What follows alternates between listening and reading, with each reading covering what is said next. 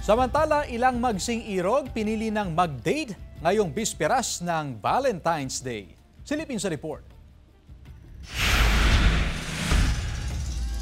Bisperas pa lang ng araw ng mga puso pero namasyal na at nagkaroon ng quality moments ang magkasintahan na sina M at Nelda sa Plaza ng Mangaldan, Pangasinan. Perfect daw ang lugar na dating place dahil bukod sa maraming puno, refreshing din daw ang hangin. Kaya swak itong pasyalan ng mga magsing-irog sa Valentine's Day. Bakante ang oras ni na M at Nelda kaya sinulit ang kanilang time together. Pareho silang estudyante sa isang kolehiyo sa bayan. 3 months pa lang daw ang kanilang relasyon pero umaasa silang tatatagpa ang kanilang pagmamahalan. Thank you sa effort mo tapos supportive ka sa akin kahit yung oras natin is hindi nagkakatugma minsan sa schedule.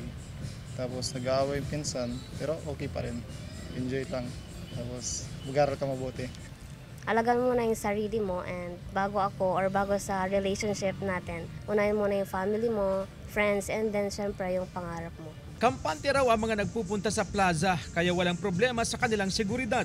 Umiikot din sa loob ng plaza kasama din po ang mga naka-dispatch din ng mga PNP po natin sa loob ng plaza at minomonitor po ang peace and order situation. Bukod sa plaza, perfect din na pasyalan ang Angalacan River Park sa bayan. Relaxing ang view kaya pinupuntahan ng mga nature lover, lalo na sa bahaging ito kung saan tanaw ang Embarcadero Bridge. Pero paalala sa mga bisita, maging alerto at mapagmatsyag para makaiwas sa anumang insidente. Kasama si Daryl Peralta, CJ Torida, One North, Central Luzon.